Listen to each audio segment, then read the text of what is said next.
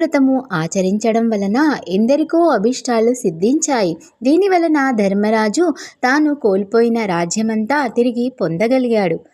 పాండుపుత్రుడైన ధర్మరాజు కపట జూదంలో ఓడిపోయి తన తమ్ములను ద్రౌపదిని తీసుకొని ఘోరమైన అడవి ప్రాంతాలకి వెళ్ళి ఎన్నో కష్టాలు అనుభవించాడు. అయినప్పటికీ వారంతా శ్రీకృష్ణుడే తమకు గతి అని దృఢంగా విశ్వసించారు. దుర్యోధనుడు మొదలైన వారు వాళ్ళ రాజ్యము అపహరించి పరాభవించి అడవులకి పంపడమే కాకుండా వారిని ఇంకెన్నో రీతులుగా కష్టపెట్టారు. వారు కడుపు నిండా భోజనమైనా లేక బాధపడుతుంటే వారికి పుణ్యం కూడా నశింపచేయమని దుర్వాస మహర్షిని పురిగొల్పి వారిపైకి పంపారు. ఒకప్పుడు ధర్మాత్ములైన పాండవులపై దయతో శ్రీకృష్ణుడు వారి వద్దకు వెళ్ళాడు. పాండవులు అతనిని పూజించి, స్వామి, నీవు భూభారం తొలగించడానికే అవతరించావు కదా. మేము మీకు ప్రాణ సమానులైనప్పటికీ ఈ అడవిలో దాగి ఉండవలసి వచ్చినదేమిటి? నీవే ఉపేక్షిస్తే మాకింక దిక్కెవరు అని బాధపడ్డారు. ద్రౌపది కూడా తమకు కష్టాలు తీరే ఉపాయం చెప్పమని అడిగింది. శ్రీకృష్ణుడు వారిని కరుణించి ఇలా చెప్పసాగాడు. నేనే అనంతుడిని, సర్వవ్యాపిని.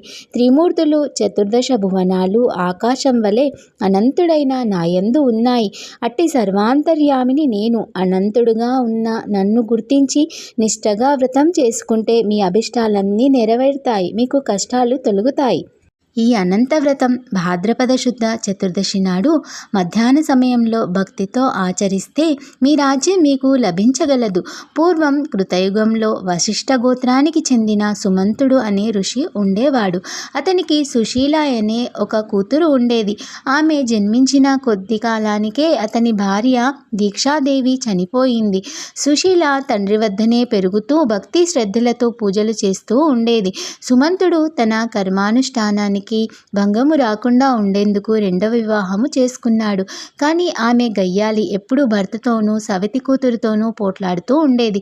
కొంతకాలానికి సుమంతుడు తన కుమార్తెను వేదశాస్త్ర పారంగతుడైన కౌండిన్యునికి ఇచ్చి వివాహం చేశాడు.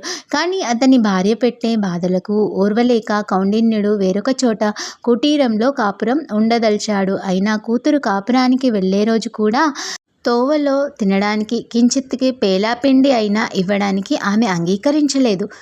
ఎలాగో ఆమె చూడకుండా సుమంతుడు కొద్ది గోధుమ పిండి మాత్రం ఒక ఆకులో కట్టి ఇచ్చి వారిని సాగనంపాడు.